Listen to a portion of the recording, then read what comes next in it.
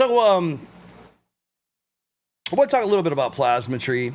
A lot of people ask, for tuning help and stuff, and I wanted to just kind of talk a little bit about it, and even just a couple little tips with Black Box Explorer. As a matter of fact, there's actually an... Sorry, that was some fucking beefy ass. I was like, I thought Ram Ranch was about to start playing. I got a little dude, worried. it's like play Ram Ranch. Well, chat, for those that don't know what plasma is, explain a little bit what plasmetry is. Well, I'll get into it.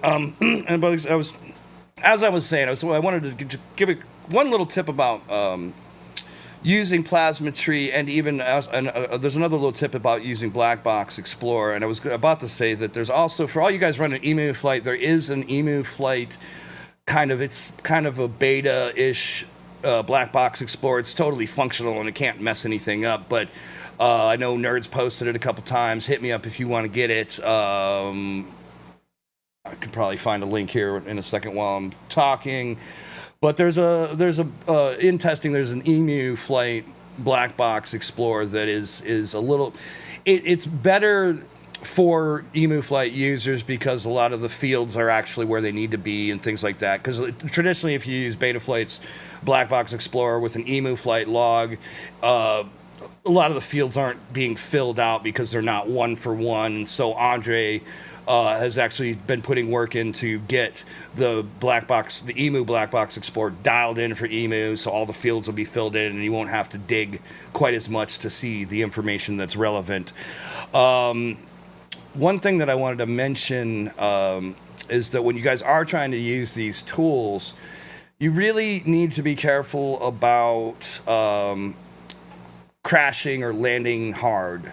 You want to really try to take off and land gently, because any big bumps or things like that, they're going to show up as noise in your plots, and it could throw you off if you're not aware of it. You don't catch it. Like if you open up your log in Black Box Explorer and then you pull up one of the the noise plots, or if you run a plasmetry on it, which is a program that graphs PID loops and noise, you'll see these spots of noise that actually don't exist when the quad's in the air. And if you totally try to set your filters based off that data, you can potentially over-filter something that isn't actually a problem. Now, one important tip that a lot of people don't know about, if you're just using Emu Flight Black Box Explorer, or you're using Betaflight's Black Box Explorer, Put a link to the GitHub in the chat. You got it already? I was getting ready to say. Got it. Is that the Emu Flight Black Box one? Yep. Yes. Oh, sick. You sexy man. Thank you. So, anyways, if you're using Emu Flight or even Betaflight's Black Box Explorer, and you did have a crash, now one cool thing about those is that you can actually... And then you're looking at the noise data, in one of those tools.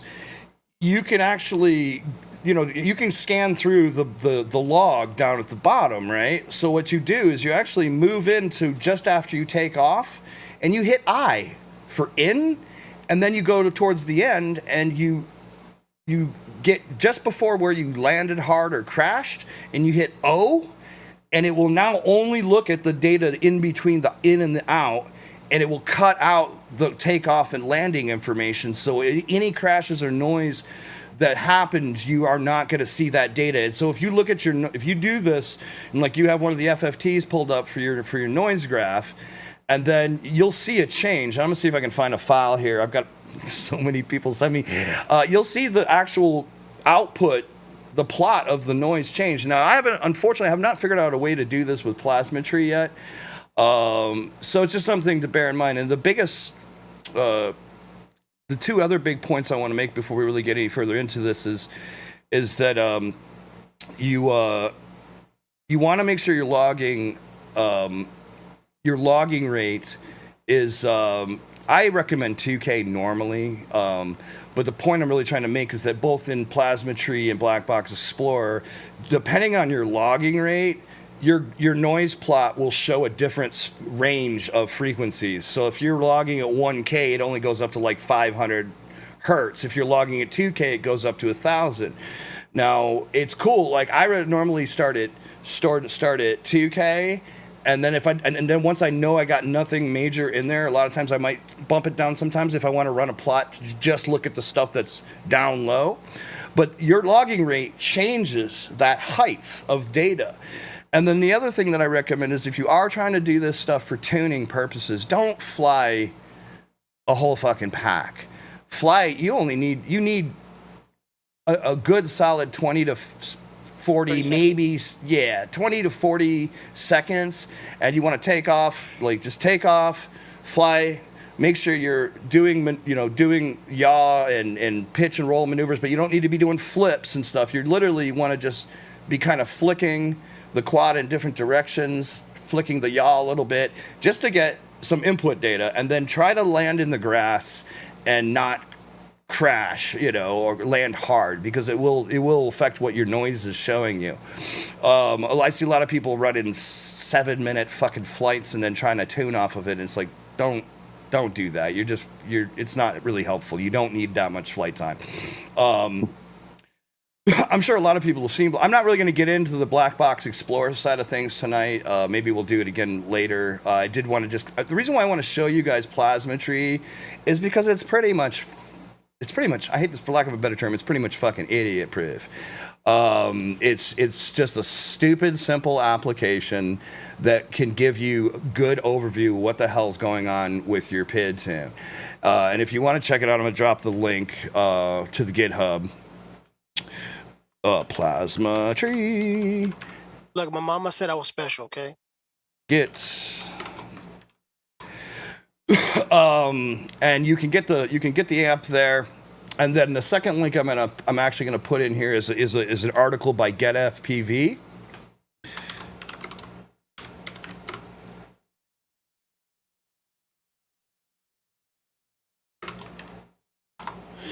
So, anyways, what the hell is Plasmetry and why should you care? Well, basically, it's a stupid, simple application. You fire it up, you literally just drag a log into it, and what I normally do is I make a folder on my desktop or something, and I put the name of the pilot who sent me the log, like Oily whatever, or John Solo whatever, and then I will put the log in that folder. And if I know something specific, I will try to name it accordingly. Like if I know it's a 10-inch or a 7-inch or something, I'll try to, once I put the log in there, there's an option to create a plot name in Plasmetry, and when you do that, I'll be like Oily 5-inch Vista or Oily 5-inch air unit. If I know what the quad he's telling me, he's one example because he actually sends me logs and tells me what's in the quad, so I know what the hell's going on. Or if I know it's a 7-inch or a 10-inch or whatever the case may be, I will do this process in Plasma, and then it creates a folder based on whatever name you create. And Black Box is the devil. And then you can always go back and look at your information later. So I'm just gonna bring up a graph here really quick. So this is an output graph from Plasmetry, and this is actually the PID response graph. And and what I like about it is it's a really quick way to see how much overshoot you've got. So you'll have the input, it says roll loop input in orange, and then the roll gyro is blue. And if you see the gyro way past the orange, that means you have a lot of overshoot. It means your tune is actually off. So your gyro is overshooting, which typically is indicative of too much P or not enough D term. Let me just do a couple other quick things. So this response area here is how much data across throttle you've gotten. And then the actual graph this is P, okay? And then D brings it back down, and then I keeps it right about 1. That's what you want anyways, okay? Close to it. Oops. Risco said right now, if you upload a log to the tuning channel in Emir Flight Discord, the bot will post the graphs for your logs automatically. Oh, it is doing that now? Oh, shit. So Tuning Hub is it doing plasmetry, Risco? That's fucking rad too. Well, that's actually good to know. So that's in the tuning channel. Okay. Good shit. So what are we looking at here? All right. Anyways, so what do we want? Well, what we want is a good steep, up to 1-ish, and then down to 1-ish, and then it stays roughly at 1-ish. This is a subjectively good tune in terms of PID response. This is a good log because it has a lot of data, and and the guy went all the way through throttle. He went from, you don't want to go crazy going up and down. You don't want to be like just blipping throttle, but you want to like take off and fly all the way up to basically full throttle, and then throttle down and do some maneuvers. Like I said, some short maneuvers, and then land quietly. But this is what your goals are, effectively, guys. And the response time, which is an indicator of how well like the quad is actually responding, goes this way on the log, right? So you see how this is nice and tight, and it's this distance between here and 0 is pretty short. That is what ideally what you're going for. You're looking for very little overshoot, and you're looking for it to ride along the one line. Now, let me just pull this out here for a second. Actually, hold on. I want to show you some of the other graphs here, and then we'll actually run a log. So what generally the process, if you really want to tune it from scratch, I'm just going to bring us back for a second. If you really want to tune it from scratch, what you want to be doing is you should try to set your I and D terms to like 10, and then you start your P at like 20. And then you literally fly for 20 to 40 seconds, and then you come and you land, and then you raise your P by 10, and then you fly for like 20 to 40 seconds, and then you come in and land, and you raise your P by 10, and then you come in, and then same repeat, rinse it and repeat it until like either the quad starts like you're oscillating badly, or like you get to like 60 or 70 is usually generally a good place, and then you would want to look at bringing up your I terms. Actually, I do I terms last. I do D next, personally. So what I do is the same process. Is I will start bringing up my D terms against those values. And I actually kind of misspoke. So let me try to show you this, because I don't want this to be confusing more than helpful. All right, here we go. So I kind of misspoke, and I'm sorry. I apologize. We've got all these graphs here. So what you're doing is you're bringing up your P terms until you're getting a nice value that is, I normally go to about 1.25. So when you're looking at these graphs, you're going to raise your P term until you get it up to about 1.5. And so what you're doing is you're doing this process really quickly, right? You're doing 20, 30, 40, 50, 60, 70-ish maybe, or if your quad starts oscillating, you stop. And then you stop and you look and you find the one that gets you a pretty good value and a pretty good response time. Because you can also see as you're raising your P term, your response is getting lesser and lesser and lesser and lesser, right? You have less distance. So you're trying to find a spot to where you're roughly around 1.25 and 1.5 maximum, but you've got a decent response time.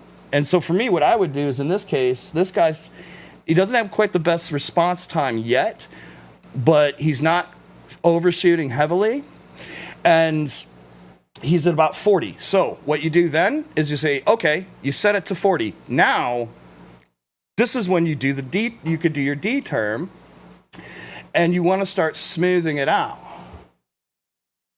And let's see if I can find a graph of that.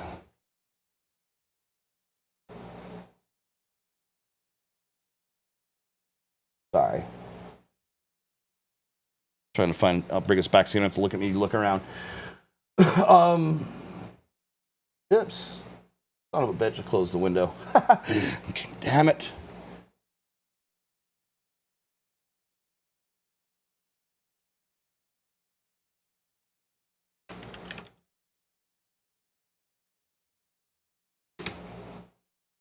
History lessons. What? We got a spammer in the chat, guys. Yeah. I got it. Well, Waldo got it, but I'm gonna make a comment. Greg got him. I think we all Greg got got him him. too. Yeah. I think we just kept shooting. Shot callers. Oily was on top of it too. I'm timing him out for 3 years. Damn. I'm just banning him permanently.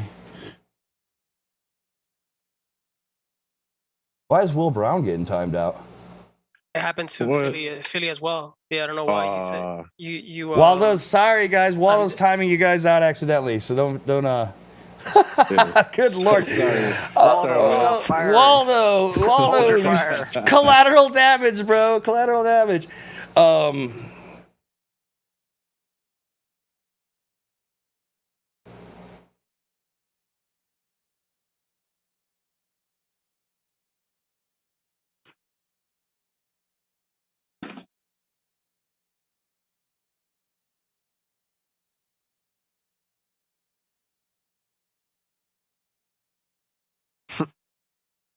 All right, let me get back to it. So some people, you could do. Brain fart. Sorry, you could do your I term next if you want, but I've always traditionally done my I terms last. Same here. So what I would do, so where was I? So I was saying, like, so you ideally what you're looking for in these graphs is to get a decent response time and get it. I mean, really, what you want your P to only really do is go up to about 1, but most people will do a little. I try to go up to a little between 1 and 1.25. So in this case, again, my P term would be, for what I'm looking for, I would start at around 50. Oh, I'm on the wrong graph. That's why they chose 50. Oh, that's dumb. Why doesn't it let me just get out of the graphs?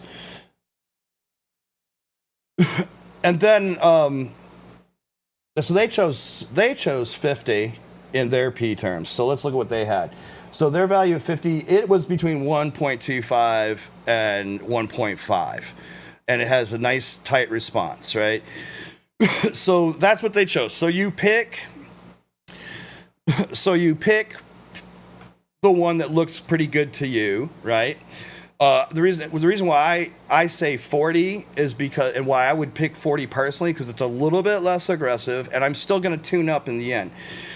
So what I'm doing is I'm running it till I get a P term that's looking pretty good. And I'm obviously paying attention to I and stuff a little bit, like as I'm looking at the graphs to see if there's, get an idea where I'm going to head. Then the next thing I'm going to do is start bringing up my D term to bring that overshoot down to 1. Okay, so, or close to it, right? So you've got your graphs here, and in this case, they're raising D term. Okay, so they picked 50. And then their D term went from 10 to 20, and then they went up to 25, and then they went to 30. And as you can see, the overshoot is dropping, right? Until they're getting closer to, in this case, they had 40 and 50, and they're getting closer to there. This is probably what I would consider to be over dampened, which means your D term's too hot. Now, the big important thing, obviously, to remember at this point is you want to make sure that you are checking your motor heat the entire time you're doing this. And in this particular case, what they did is they decided to set their I term second, and then they did D, which is absolutely probably not a bad idea also in some cases. But and all you're doing with your I term is you're trying to get it to make sure that this line is on 1 and isn't really janky and it isn't really wavy. So if it's really like jittery, that means you probably don't have enough I term. And if it's really wavy, it means your I term is actually oscillating and you actually have too much I term. And then the idea with the D is to get it somewhere close to 1. Get it about as close to the 1 as you can without your motors fucking catching on fire, right? So I'm gonna run a graph here in a second. Let me just get the application open. Now, sounds like a pain in the ass, but if you really want to dial it in like from scratch, starting at like I said, P term around 20, I and D around 10 each, and then 10 on your P until it's starting to oscillate, or if you're up in like the 60, 70 range. I usually stop around 60 or 70 tops, but 60's about it. So normally I go 20, 30, 40, 50, 60. On P. Right? On P, right. And the reason why you don't want to go way crazy higher is because at some point you got to bring D up. And at some point you're going to bring D up to the point where your motor's going to start getting warm.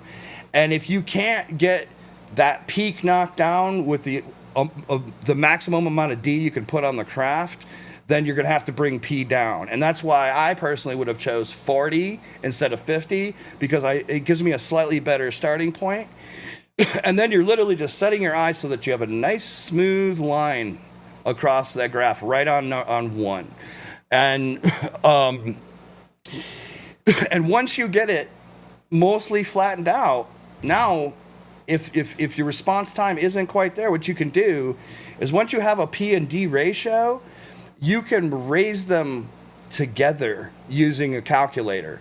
And I'll put a link of the calculator in the chat, but you just need a ratio calculator. So if your P is 28, or say your P is 50 and your D's 35, you can start bumping your P up like, a couple points at a time, and you could calculate what your D term needs to be to remain, remain in the same ratio. Where did I put? Okay, sorry. So, what is this silly app, right? So let's get this folder open. Oh, you silly. Cool. What is this silly? Okay. I'm just going to bring Windows Explorer over here. And the reason why I like using Plasma, because, I am not always connected to the internet. So if I'm taking my laptop in the field, I have Plasma Tree on my laptop. I don't need to worry about being connected to EmuFlight Discord or any other online service to do the same, to get my graphs. But so let's see here. We also talked about filtering a little bit the other day. So the app is easy to install. You literally just download it, unzip it, put the folder like in your documents or something. How much for half day tuning class? Well, let's discuss. Everybody's scared to type now. There's other ways to tune. Like I used to do stingy tunes, and I highly recommend you learn how to do a stingy tune. That's down and dirty, but I'll tell you what, a lot of the graphs I've been getting from EmuFlight 04, fucking PID responses are pretty damn good default. Like a lot of these graphs are looking pretty damn good. So let's just let me get one other thing. I just need to find Oily's logs here. I think I got some from Oily. Yeah, I think it's time we close that game of quad. Oh yeah. Fuck. I already can tell you who won. Oh yeah, I think it's obvious. Sorry about Matty that, Blunt's. guys. Matty Blunt's won, guys. Again. And he was here last week. Jesus Christ. Congratulations to Matty the one and Blunt. only Juan Blunt Solo, who won this week's game of quad. Thank you for reminding me, guys. All right, so let's just try to. Just gotta do one thing. I got so many damn windows open. Oily. Or I could use John. Oh, here we go. So.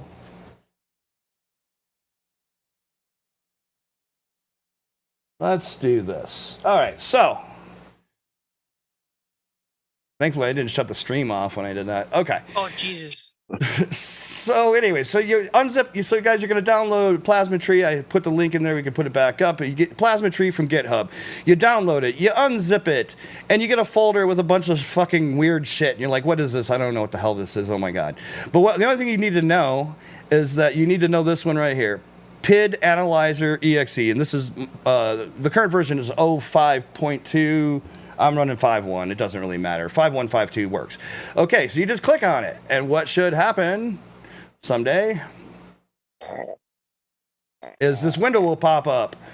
All right, you get a window to the wall, and it's gonna sit here for a minute. Beaners? And it's not gonna look like it's doing anything, but you just got to give it a few minutes to like let it do its thing, and there it goes. Okay, so you got this window. Okay.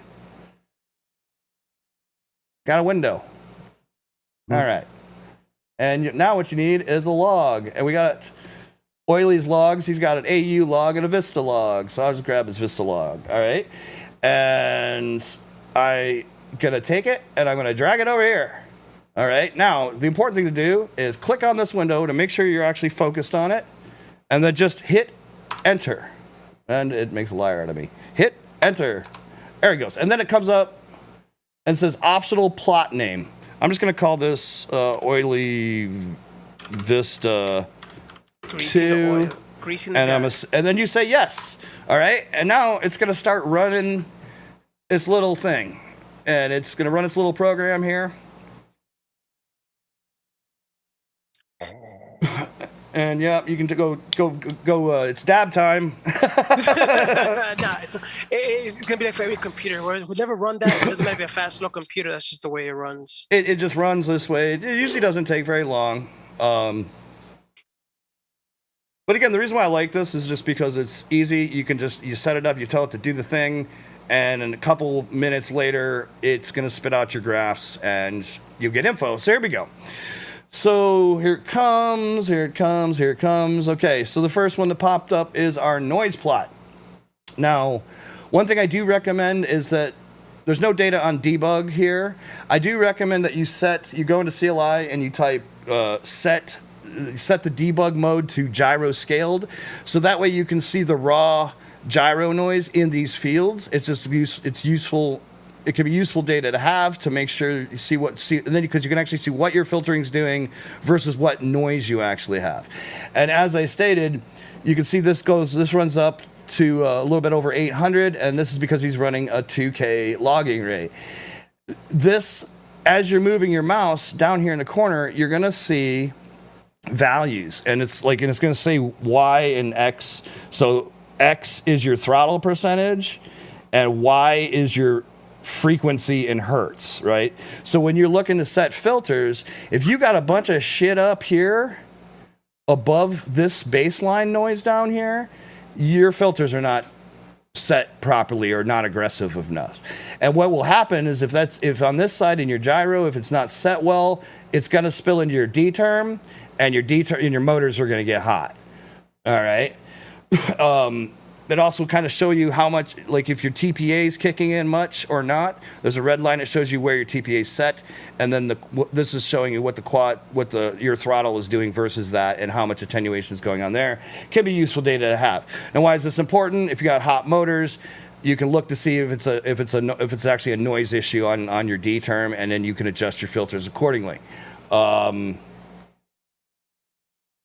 Now, the next one, and the more important, equally as important one to use, is going to be the response graph. So I'm going to get back into in a second here.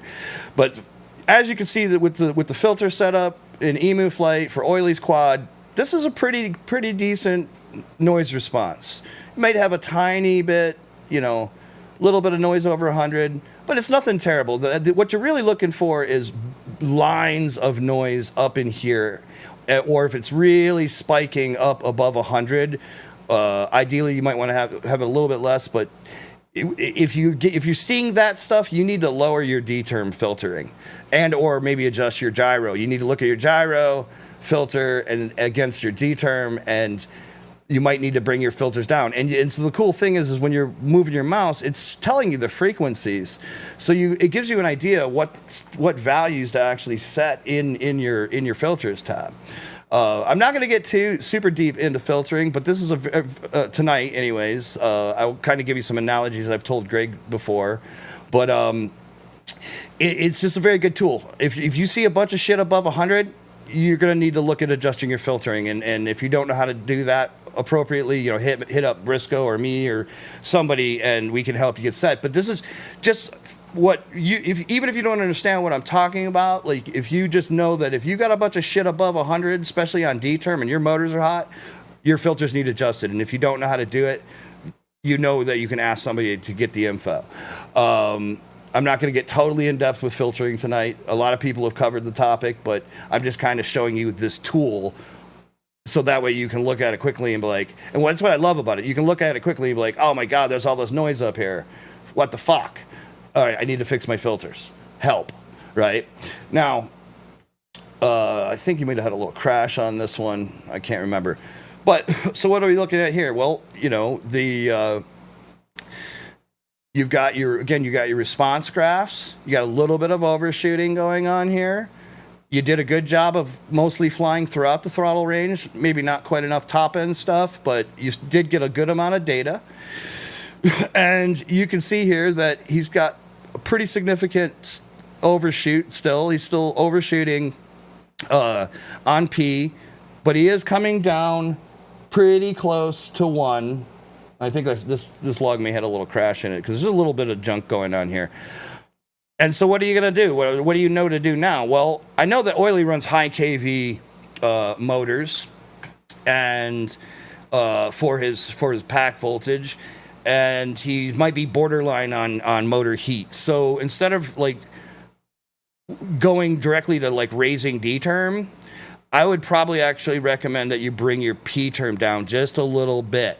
Because ideally, again, from those first graphs I'm showing you, what you're trying to do is get it to come up quickly, right around to 1, and then level out and stay level and flat across 1. And what you need to do is between P and D is get that effect. So in Oily's case, again, he's running high KV. I'm going to say start bringing P down a bit. And then let's get it a little closer to 1, and then let's bring D term up after we do that, and just keep checking motor heat until we ideally can get a value that is close to being flat.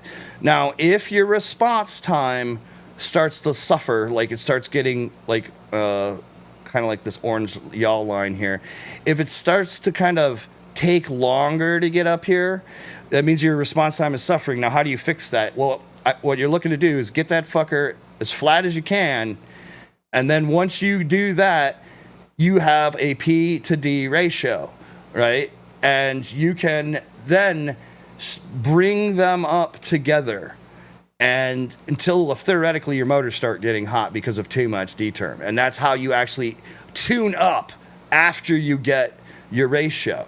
So again, we're looking for a graph that's looking more like these, right? The idea is to get here first by adjusting the P to D ratio. And you'll want to adjust I so that it's, like I said, nice and smooth and right on 1. If it's above 1, your I's too much. If it's oscillating, your I's too much. You just want to get a relatively smooth line that's just tracking 1. And you want to get a flat response. Now, if you've suffered and like you can see up here, like your response time suffering, you can get a calculator and you can actually tune these values up together. And I'm sorry if I'm not the best teacher, guys, but I'm trying to at least give you some insight into this. It's all good. I'm jizzing. I'm getting it. Go for it. So now say, this wasn't. So say I knew that this was a 6S quad running, like say 1800 kV motors or whatever. I would say, all right, well, you still got a bit of overshoot, but if your motors are ice cold, let's just start bringing up D term. And you would start bringing up D term until this peak gets closer and closer to 1, and keep checking. Like with D term, you want to do 2-3 points at a time. Check it, log it, do it again. check it, log it, and raise the D term up until this response curve is effectively flattening out as close to starting to look more like these values here. So these are relatively good-looking tunes.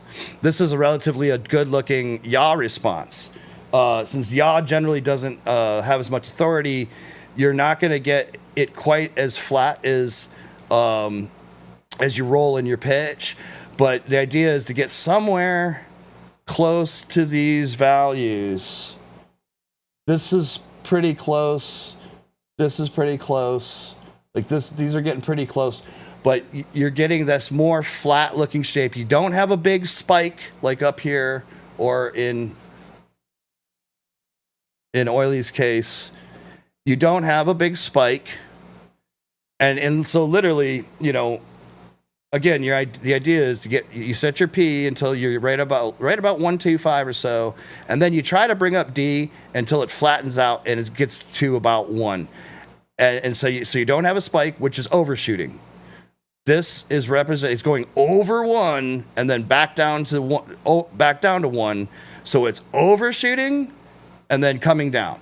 And the idea is to bring your D up until it is not doing that. You don't have as much overshoot. It comes up to about 1, might just be a little bit over 1, and then flattens out, and that's it, right? Now, if you're bringing D up and your motors are starting to get hot, you need to stop, and at that point, and you need to be logging every change. You need to be, again, 20, 30-second flights. If your motors start to get hot, at that point, you can't add any more D at least, because if you've checked your other graph, if you checked your noise graph and you don't have a ton of noise, then you're good there. And so at that point, you need to bring P down. If you can't bring this thing down with D term, you need to bring your P term down. Again, the goal is to get it to go up to 1, just slightly over, down to 1, and ride out as smooth as possible.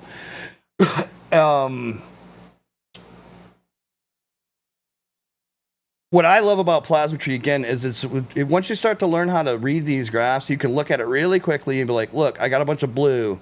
There's overshoot. This log sucks, or I got a lot of good amount of data, throughout the throttle range. Because you want to try to go all the way to top throttle and then all the way, and back down. You don't want to be blipping. You just want to ride through all of your throttle while you're doing these tuning flights just to get as much data across the board to let you know what's going on. Now, the other thing I will mention is that the orange line is anything above 500 degrees per second, and the blue line is anything below. So if you're just doing, short little flick maneuvers and things like that, and you're not doing full flips and rolls, like that's what you really want to be doing when you're tuning these. But this is what it's showing you is the difference in above and below 500 degrees per second. Let's see. And ideally, somewhere around here is probably what you're looking for. It's going up to 1, it's more or less leveling out quickly, and it's staying there. When you have, I don't know if I have any other logs. So let's do another one, see if I can get some other data. Maybe I just want to show over damping. So once you close the 2 little windows, the cool thing is that it saves them. So in my folder here, I now had Oily Vista number 2. And if I need to go back and look to remember what I was doing, it's going to bring back my graphs. And the cool thing is also showing your PID values. So at any point you could be looking at where was I? I can go back and look at my graphs. I can see what my values were. If I mess my tune up, I can change it. What I'm seeing here is the yaw response is effectively, he's got a little tiny bit of D term. I don't even normally run any D term on yaw, maybe 5 at the most. But this is what we call overdamped. Okay, so it doesn't come all the way up to 1 really, and then it just kind of smooths out and kind of tries to ride up to 1. And if you get that on pitch or roll, that is overdamped. That is too much D term compared to your P term. You're over dampening the PID loop. And so what I would be doing for this tune is that his I comes up pretty close to 1. I would definitely be bringing up my P term on yaw until we get it closer to 1. And I would probably bring I term up just a couple points, just because it's not totally smooth and it's not totally riding at 1. But that would be the main things I would be doing when I'm tuning yaw. Just start bringing P up until it's getting up here, and then smooth out a little bit faster, a little bit less damped in its response time. It's needs to happen quickly, get up there, and then just ride it out. Same thing here. I'm trying to think how I can explain. I've been trying to explain, to Greg and I have been talking a lot about tuning. It's like a lot of people like, what are filters? What do filters do? Or what are they actually doing? And as a sound guy, any musician, which is another point I'll make, and that's the reason why some people like to listen to their props. Like, musicians are good at hearing frequencies, beating things that are out of frequency, right? If you're a musician, like if you know how to tune a guitar and you know what beating sounds like, you'll hear beating when your P to D ratios are off. If it sounds like it's fast beating, I think is a little bit too little D, and slow beating is going to be a little bit too much D. But when you get close, you need to kind of fine tune it until it's basically you don't have that beating sound. How we doing on the hackers? Sorry, We're good. Am I fucking confusing the piss out of everybody? Chat, how we doing out there? I don't want to confuse the shit out of everybody. I'm hoping that you guys are going to retain some of this. No, Will Brown said I knew none of this. Keep going. There you Okay. go. John Solo's gonna rewatch this and record it. Yes, sir. Yep. Let's use the drum Analogy. analogy. Well, yeah. I mean, so like again, if you were, say you were a drummer, right, and like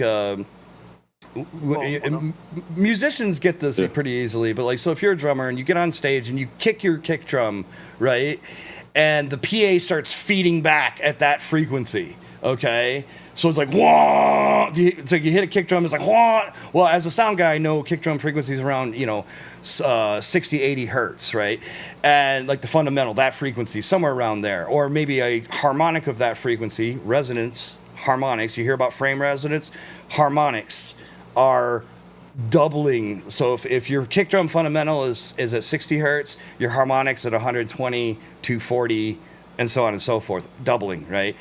I would be able to take an EQ and if I have feedback, I would notch the frequency that is actually feeding back. That's what quad noise is like. And if the noise is not filtered properly, it literally begins to feed back. So if you've ever been to a concert and you hear the out of the PA, the singer puts the mic up to his mouth, and all of a sudden, that's feedback. And that is effectively what's going on in your quad. Noise in the quad is literally cycling and it gets in your PID loop, and then your PID loop goes crazy and it creates a feedback loop and your quad flies away if your filters are not set right. So with filters, you're we got a Brian Kirby. What up, Brian Kirby? Pilot of the week. Congratulations. So that is literally, it's like filters are literally attenuating the order of magnitude of any given frequency of noise. Big words. What the fuck did I just say? Order, so if you can you tune a piano? No, I can tune a fish. Fucking. So wow. Way out there. So you have this. So when your filters are not set right, that's what's happening. You're getting some frequencies or some resonance in the quad is building up, and it's getting past your filters, because filters are attenuators. They're not brick walls. It's not like hitting a brick wall and it stops. What is order of magnitude? It's the strength. So you have a frequency. It's like a note, A, B, C, D, sharp, whatever. It's like a piano note. It's the same shit. That's your frequency of sound or noise. And then the order of magnitude is how fucking loud it is. Okay, and if it's too loud in a situation when you're on, at a concert, if a certain frequency gets too loud from the mic to the PA, it feeds back, and that's what's happening. And a sound guy will use a filter to turn down that frequency so that stops. And it reduces the order of magnitude and brings it down to a reasonable level. Now, what will happen is a lot of people will try to tune, open up their filters to get the best, least amount of latency and stuff, which is good until something happens like you break a prop. And if it's about finding the balance there that makes sure that your filtering is filtering strong enough that it's in a situation where you have a mechanical failure, that if that frequency, because you break a prop, the quad goes wah, right, and that's when that noise goes crazy. And if your filters aren't strong enough, it will blast past your filtering, flip out the PID controller, and you burn up a motor, or your quad flies away, or something unforetold. I could do the fucking sound sense. thing. You know what I mean? You want to hear that really annoying sound again? Oh God! Wait! Fuck headphones off. So I'm gonna give you guys a quick little. If I had my, if I take my headphones off, it's not that bad. For me, it is. I don't know why. You guys tell me. Here, I'm gonna open up. So I'm gonna open up Ableton Live. It's a fucking DJ sound program, and I just want to show you something. I just want to show you something really quick. Tech hates the sound. No, I hate it. If I could go over to my studio and fire up the modular, I would, but I'm not trying to do that right now. But I want to give you guys an example that you can hear. Dog, I'm sorry. All right, so let me just get here really quick. Open resistance. Okay. So hopefully this will work. So I've got a little synthesizer here thing, right? Don't worry, tech. So I got this program, and if I hit, watch your ears, if I hit play, we've got a sound. It's not terrible. All right. There it goes. Now, this is what a filter sounds like. Now, if you see over here, you see how this shit is going up, especially in the higher frequencies, like around 7-8K. That's the noise turning up in frequency and order of magnitude. As I'm bringing my filters down, as you're making the filter number lower, you're making the filter stronger, and you're pulling out. Now you just have a nice smooth tone without all that sound. You know what I'm saying? So does that help make sense? Like this, that buzzy sound, that's your noise, right? And this is your filter taking it away.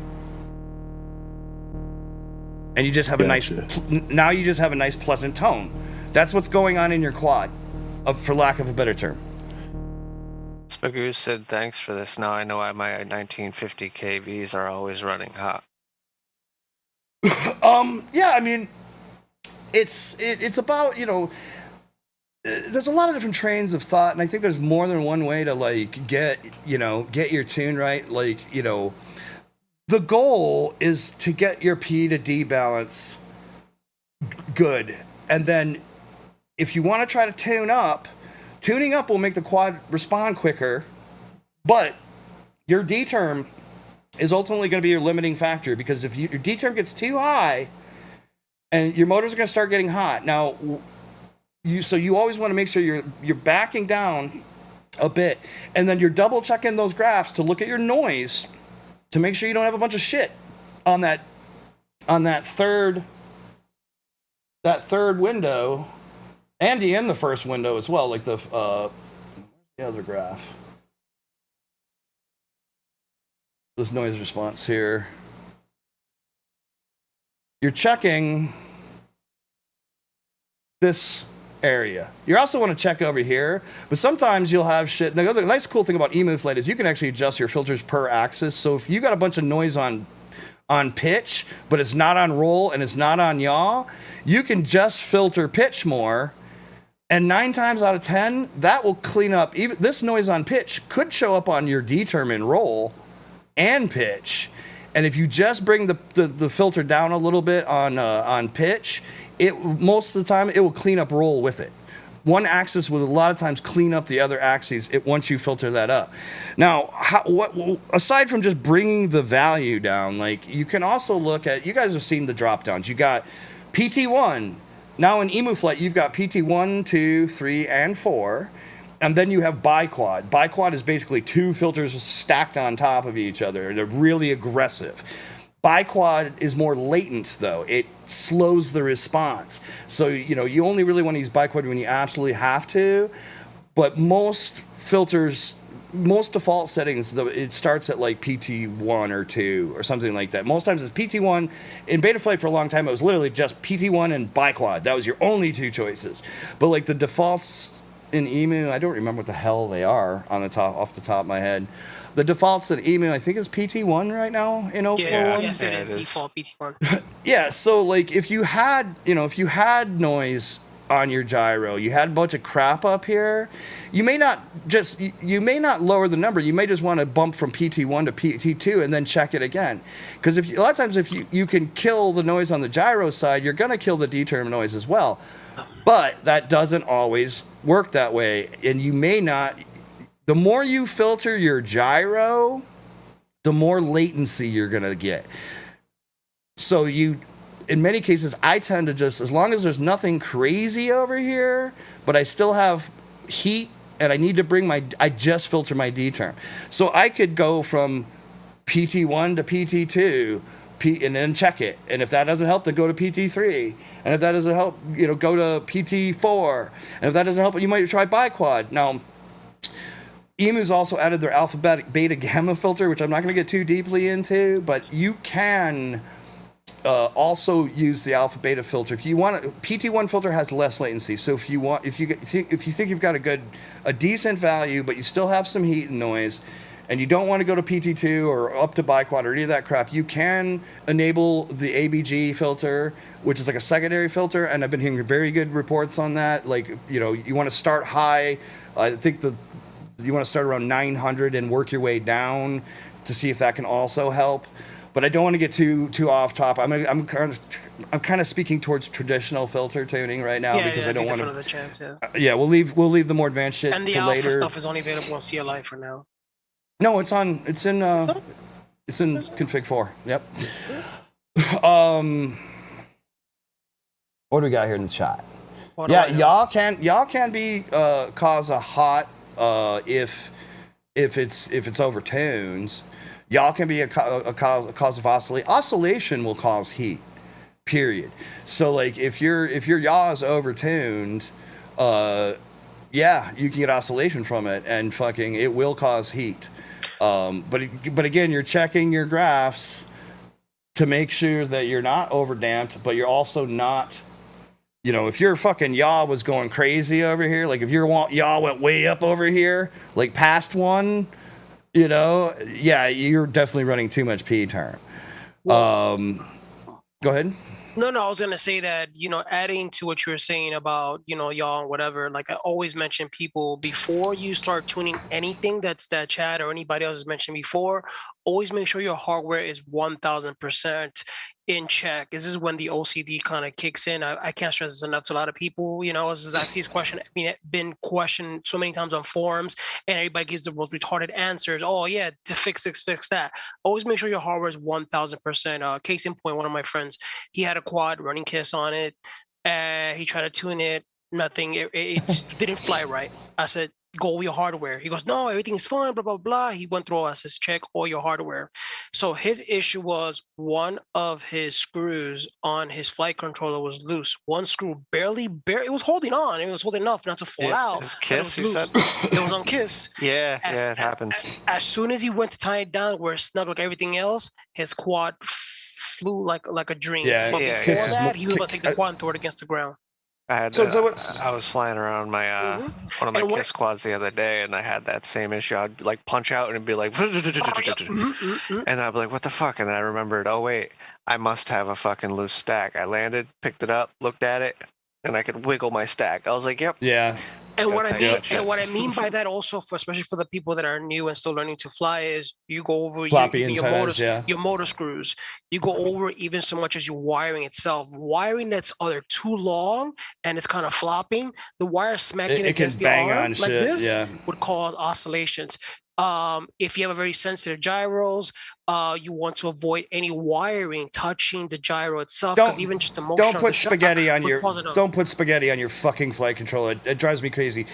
Don't know where.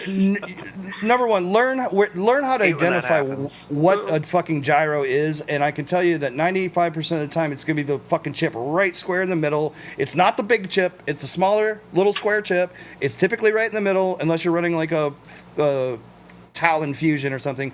But generally, you need to look at pictures, figure it out.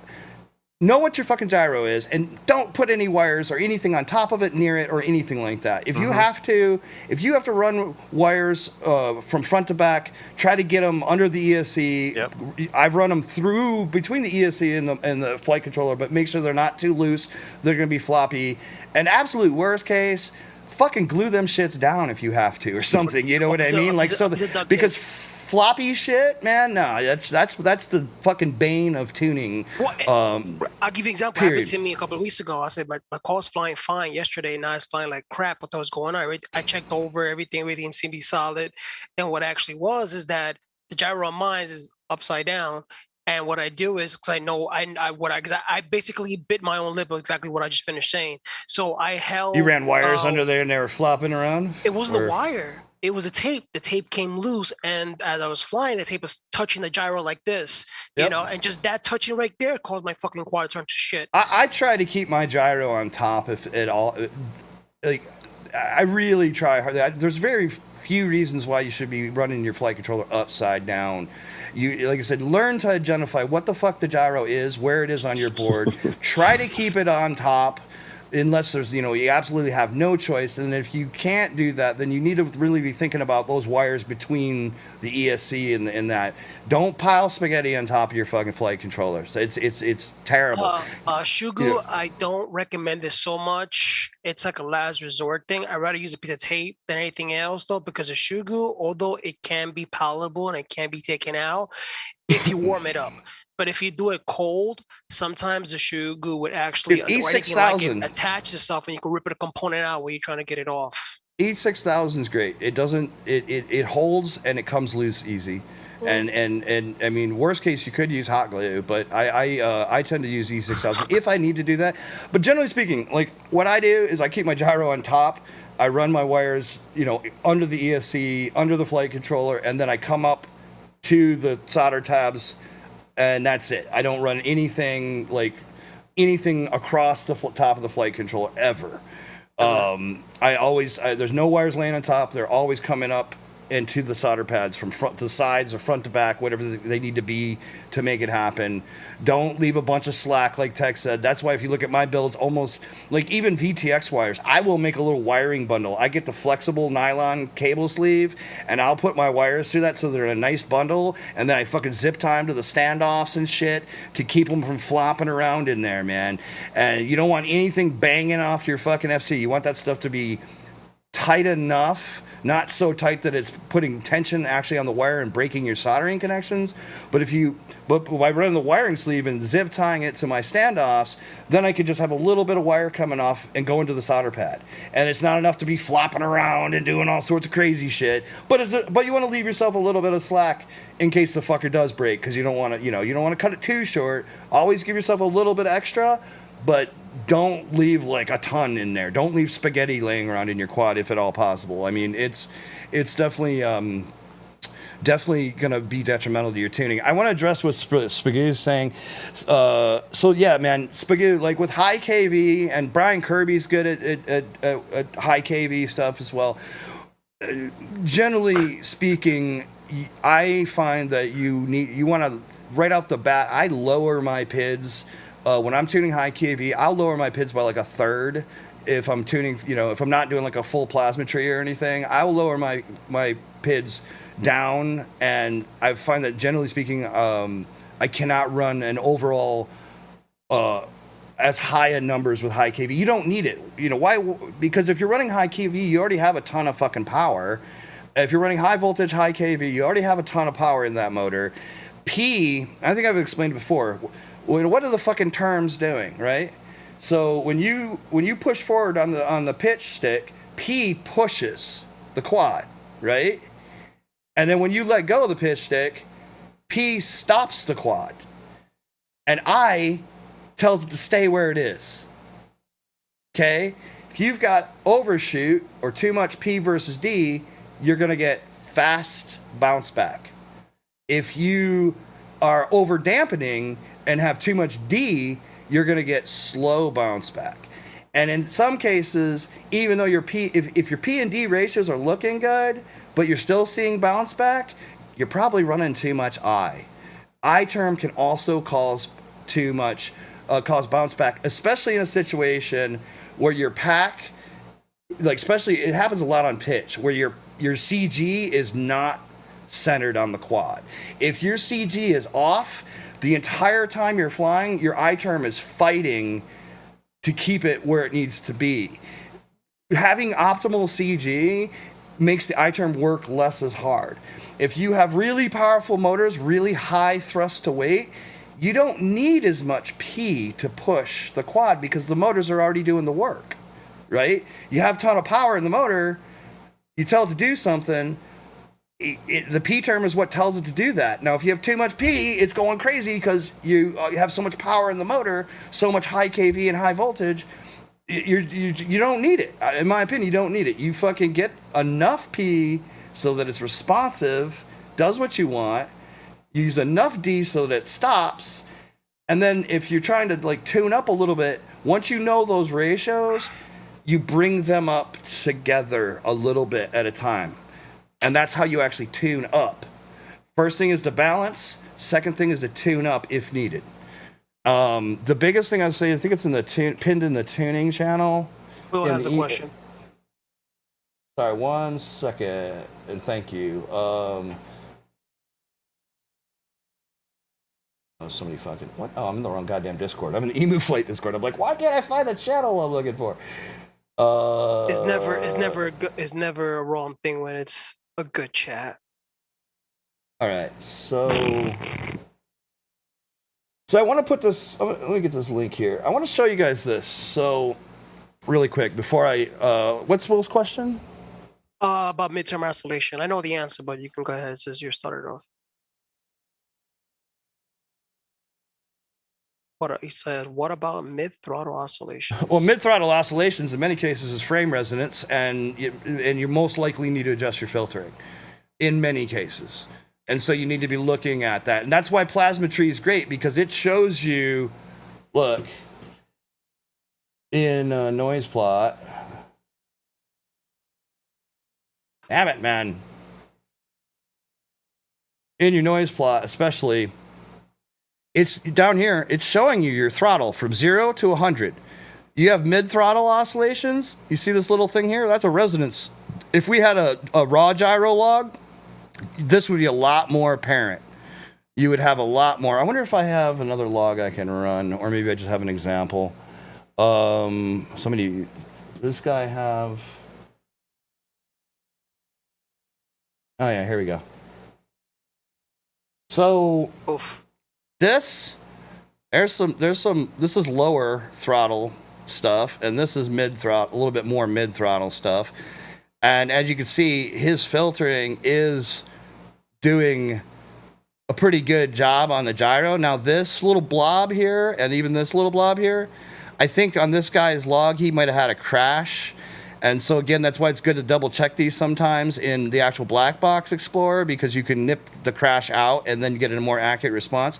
But this is why you want to get a debug plot, because this is showing you what's going on with the gyro before filtering. This is showing on what's going on the gyro after filtering. And then this is all the garbage that's in this guy's D-term, and that's why his motors are cooking. So you would want to verify what's here. This blob may not be real, so you need to look in the black box Explorer, but you can see that there's a lot of crap.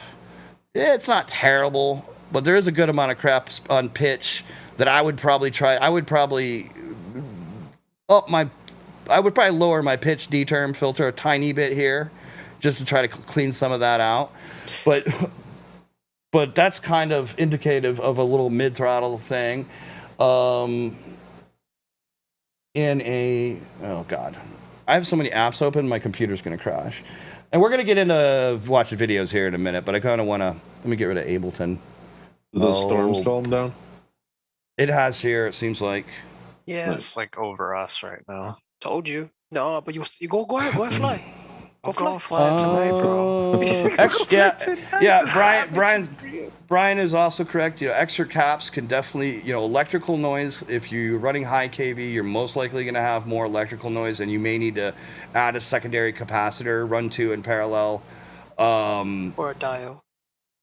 or voltage, the TVS diodes, which I run in all my builds. With my macro quads, I don't run super high pits. Like, I have to start really low on my macros and tune them up. Some guys will be running P terms at between 20 and 30 on a macro because they just have so much fucking thrust.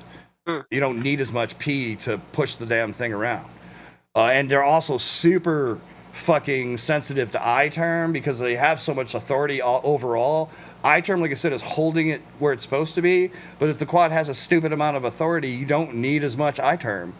You know what I'm saying? Like, the I-term, if you use too much, can actually become problematic because, again, if your CG is off, your I-term's already working hard to keep the quad the way you want it, and what will happen is the I-term can actually wind up and start causing oscillations and bounce back issues. So if you have a bunch of CG off and then you do a fucking flipper roll and you still have bounce back, that's because your I-term windup is actually is growing too high.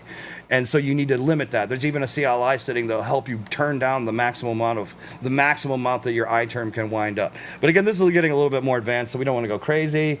Now let's just see if we can look at this dude's thing here really quick. Oh yeah. So I wanted to show you guys this. I mentioned this in the beginning. I'm going to show you this really quick. So this guy, he takes off. There's nothing major going on in the beginning of his flight, but if you come down to the end, boom. See all that? That's a hard landing or a crash. That's most a likely. bush. Yeah. So now, if I'm looking at let's go to my pitch. Let me actually look at my gyro on pitch. So I'm going to bring up hit this little button to bring up the graph here, right? It doesn't look too bad, but watch. If I back up and I hit O, do you see what just happened? I cut the crash out. Did you see what happened? So I'm coming back to the end. I'm going to bring the crash back. Boom. You see all that noise? And that's why I could tell that the dude had a crash or a hard landing, because I could look at the log and I'm like, oh shit. So my plasma showed me this big crazy blob. What was that? Well, he had a big crash. And so now I hit O. I'm taking that out of here. And you can see what happens to the noise when I go back and forth. There's a significant difference. So it's important that you're actually making sure you're checking the data and you're getting rid of garbage, because the garbage is going to make your shit seem worse than it is when you're comparing it to oh, it's the wrong one. This is oily still. When you're comparing it, that's what this is.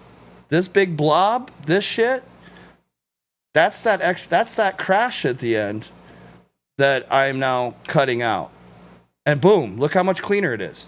So now if I were to look at this, without doing that, and I'm looking at this original graph, I would be like, oh fuck, I gotta filter that out, right? There's something going on there. Well, it's not even real because it was a crash. So you just need to double check what you're looking at when you start thinking about your filtering. And a good way to do that is to just open up a black box explorer and just take a look at these graphs And like, see, like this is the D. Yeah, here's You this know, D term. black So box this is life the matters.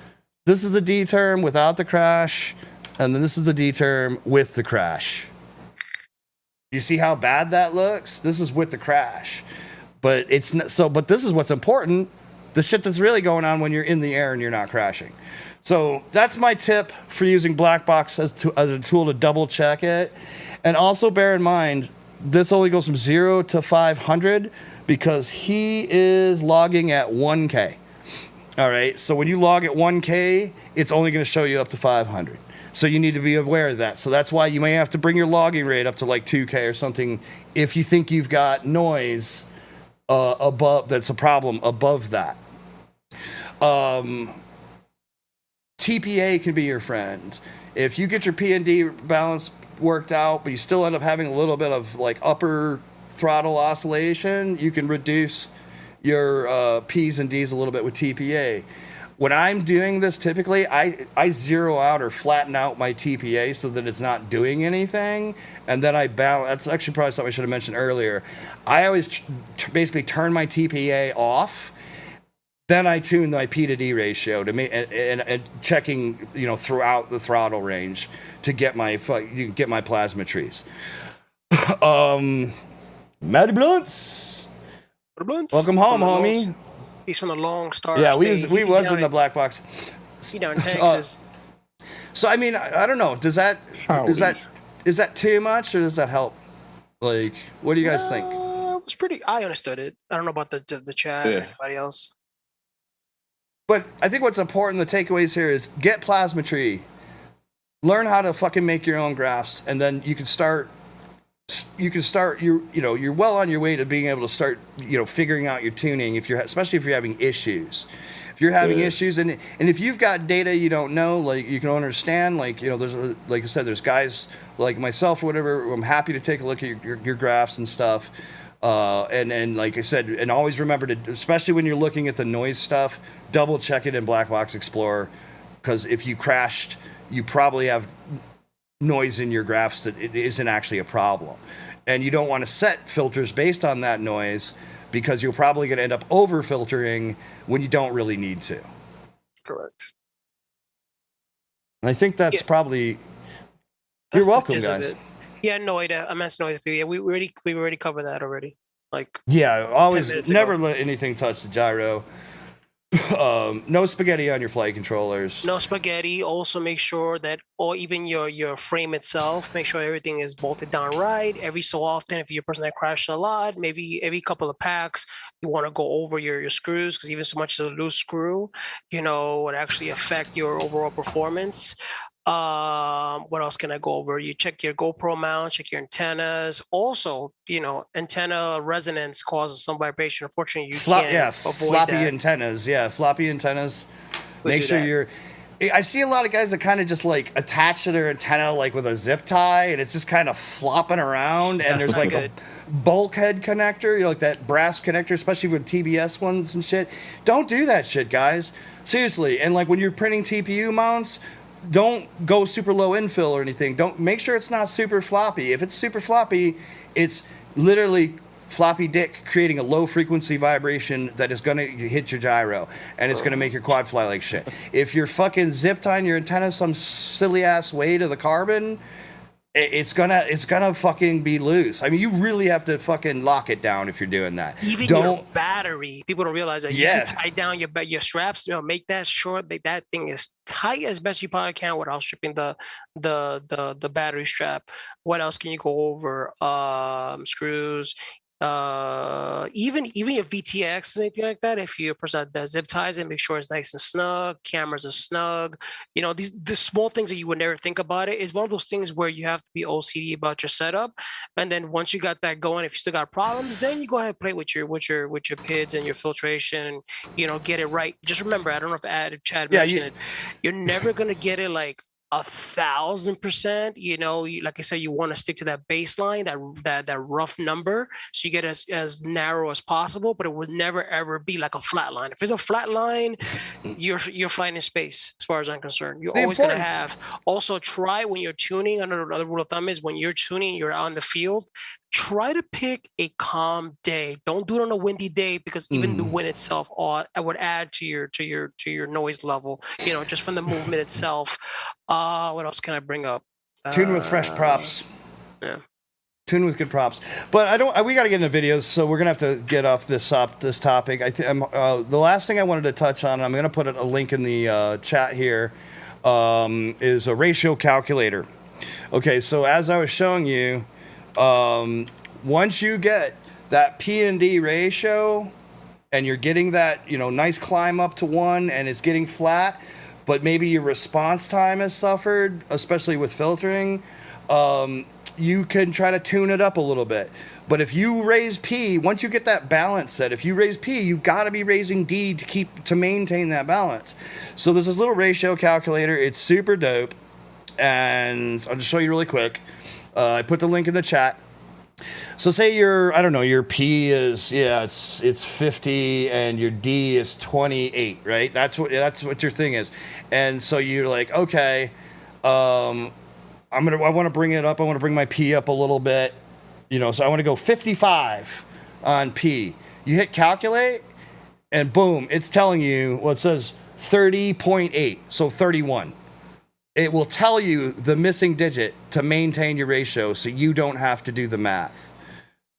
So yeah, if your P is 48, your D is 32, and say in this situation, your D term, you're starting to get motor heat and you want to bring your D term down, you could say, I want to go down to 29 and calculate, and boom, it's telling you 43.5. So you need to be right around 43, 44 on your P term. And it's stupid easy, guys. The last thing I do want to mention, though, in all of this is that, honestly, try to start learning a bit about filtering. Start watching. There's some great tutorials out there. If you are looking at those noise plots, if you're looking at this shit and you've got problems, you've got noise issues and things, all right, don't even start tuning P. Don't even start tuning your PIDs, because until those noise plots are decently under control, that noise is just going to fuck up your tune. And you're going to chase your tail. You're not going to be able to get your PIDs right if your filters are fucked.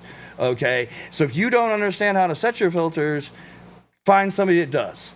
Get advice, whatever. Say, hey, dudes, I got this crazy noise thing. Look at my graph. I got this crazy noise thing. What do you do? And then work on those filters primarily first. Fix those problems if you have them. If you see crazy shit on your graph, it may not even be like Tech was saying. Like, I had a quad that one of my macros, my 8S one, I would try to fly it and it would fucking oscillate no matter what I was running. Turned out, my stack was a hair too tight and two of the chips were touching in flight. And I didn't realize it. I didn't realize it when I built it. It was just a little bit. So I ended up getting slightly bigger spacers, got some space between it, tuned right out. Gone. So look, that's another thing to remember. Like, make sure you're not smashing your fucking flight controller on top of your ESC. Because if there's chips touching, not only do you run the risk of a short, you're fucking up your tune right out the gate. And you should see that on these noise plots. So that's what I'm saying. Plasmetry is stupid easy. Get it. Learn how to use it. Learn how to make your own graphs, because it's a quick way for you to check to see if you have a mechanical problem, if something you see something really crazy, and it's telling you that you need to be looking at for a mechanical problem, or you need to be looking at your filters, and or a little bit of both. And it's literally drag and drop, and it's going to spit out some pictures, and you'll be able to quickly look and see and potentially pinpoint problems, or at least provide something to somebody else to help you. So I think that's probably the gist of it. Here's the ratio calculator link. Pop sticks, hot glue, log booms. What up? What is real? Juan Solo won that. The hell you need popsicle for? Use chopsticks. I I would I do not. There's a couple trains of thought about props. Do not try to tune with fucked up props, because those are going to show up as things that aren't actually a problem. A PID controller needs to be tuned. Ideally for general, ideally, conditions. Don't fly with super fucked up props and do that either. Like, look, within reason, right? Like, but if your props have been bent back a couple times, it's gonna show up in your filtering, and then you're gonna set your filtering because of that. But you're setting it wrong because that's really not how the quad should be.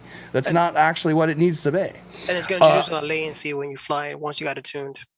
Well, over filtering is gonna introduce more latency. Yeah, I mean, if you tune, to be honest, if you tune it out with good props, even if as your props diminish, you shouldn't see it as much.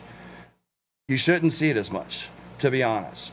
The only other thing I recommend is, like I said, a lot of guys, like crazy tuner guys, would like start turning off filters and stuff. And I mean, yes, you could do that, but you got to find a balance, because if you turn off your filtering or don't have your filtering quite as aggressive as it needs to be, and you break a prop, you're gonna pop your motors, because you won't have the filtering there to stop it. So you just have to be very careful when you start turning off things or opening things up. And don't send it because you think your quad is flying fine. I had one of my local guys literally install a stack, flew half a pack, and blew the whole entire stack because he went ahead. Thought he was flying good. He sends it. No, don't do that. Jay, take out what Chad mentioned before. You fly for 20 to 30 seconds, at most 40 seconds. You don't go crazy doing super moves. Just do generic stuff. Land and check all your motors for any heat. If it's heat, stop what you're doing and go over everything again and start tuning. Yeah, I mean, I do agree that if a little nicks or things of that nature, like what I recommend you tune the quad with fresh props, and then you can check it. Like if you notice. Yes, as your props are getting a little fucked up, if your tune is too aggressive, it's going to show up. But again, I just recommend start with a fresh set of props, because then you have a known variable. Because if you start with fucked up props in some way, you're going to see stuff that may not actually even be an issue.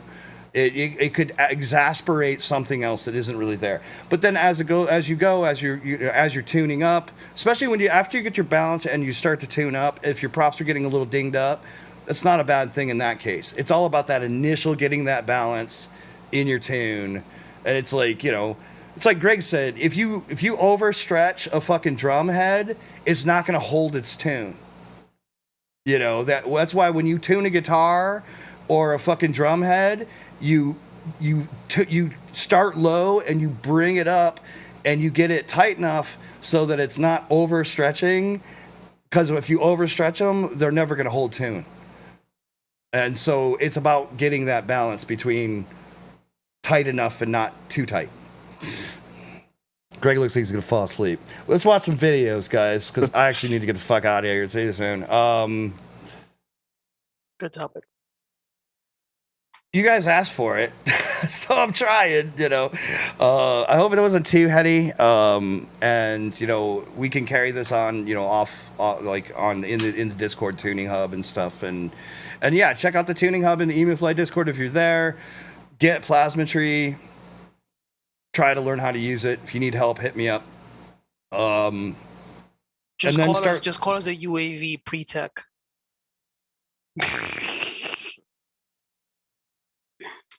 Tune on new props or some used for freestyle. Yeah, I mean, I always start with a fresh set of props. You're gonna you're gonna start fucking your props. I think when the semi-used props thing kind of comes into more play is when if you're starting to tune up, like from a balance. The most important thing is get a good balance first. Make sure everything's mechanically sound at first, so that way you can get a good read on the quad filtering and stuff. And then as you're flying and sessions happen, if you want to start tuning up, use that calculator I posted and bring those things up together. And then again, if your props are getting damaged, you start to get a lot more problems. Your tune might be too aggressive. It might show you that your tune is too aggressive at that point. That's that's the way I do it. Again, there's more than one way to skin a cat. There's more than one way to succeed at this, and there's different trains of thought about how to get to the same place. So, I mean, your mileage may vary, and, Yeah, I mean, but if you start lower and tune up, start lower, balance, tune up, you really can't go wrong. Like even if you don't tune up really, like if it does the quad fly okay? Are you happy with it? Like once you get it balanced, are you happy with it? Like don't go crazy chasing the dragon for set point. Like a lot of guys say, "Oh, it's got to match set point." Fuck it, dude. If it feels good, if it's flying the way you want it, it's doing what you're telling it to do, and you're happy with the way that feels. That's my philosophy. That's Once your I get that's something where I want it to be, I don't fuck with it anymore. As long as you follow the criteria, you don't got fucking burning motors, you got crazy oscillations, send it. Yep, I'll rock old firmware for a while if my quad's flying perfect. Nothing wrong with that.